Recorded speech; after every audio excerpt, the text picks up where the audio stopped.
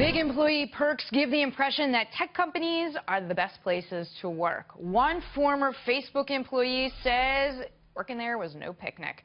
In his new book, he describes hostile emails that went out from founder Mark Zuckerberg, a KGB-like internal police force, a sexist atmosphere with strict dress codes for women and none for men. With me now, former Facebook advertising manager and author of Chaos Monkeys, Obscene Fortune and Random Failure in Silicon Valley, Antonio Garcia Martinez. Antonio, welcome. We're glad to have you. Why did you decide to write this book? Why now? You know, I think where we are with technology is really a formative part in sort of human history. And I think things like social media, like Facebook, are comparable to things like Gutenberg's printing press or the Industrial Revolution. And I know it sounds kind of highfalutin, but a century from now, people will ask questions like, what was it like to have all the world's knowledge in a small device in your pocket? And I wanted to record that history and what was going on. Well, you're quite right. I mean, we're clearly at a crossroads for a society, especially connected society, if we want to phrase it that way.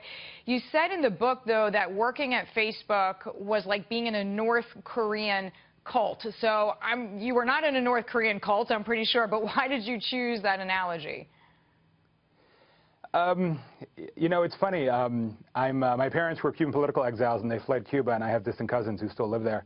And there was one moment that's in the book in which the day that Zuckerberg announced that we were going public, and we were all sitting there in a tent, all wearing the same clothing, branded with corporate logos. And, you know, he was giving a speech to rousing applause, and the headquarters is actually papered with inspirational posters.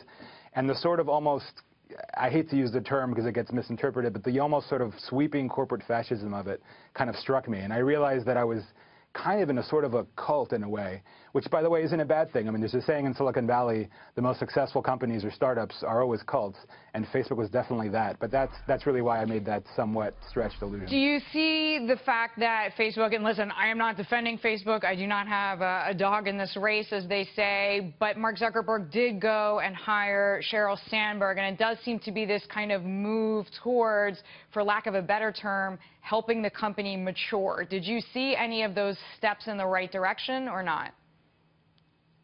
Oh, I think so. I mean, I spoke very positively of Sheryl, actually, in the book. I think she was very proficient at what she did, which was effectively run the ad side of the business. I mean, Mark Zuckerberg is brilliant in many ways, but I don't think he takes a huge interest in ads.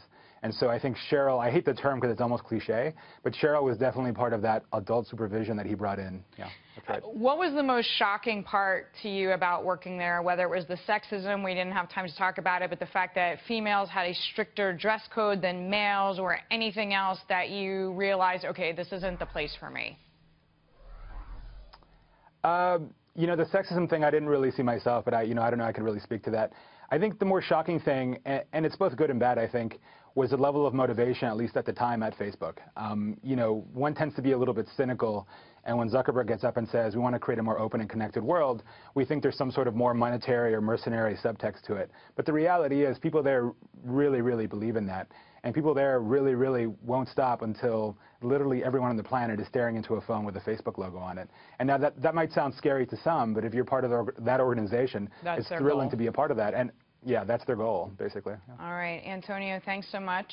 Glad to have you here. Interesting conversation. Thank you. Antonio Garcia Martinez with us there, former Facebook employee.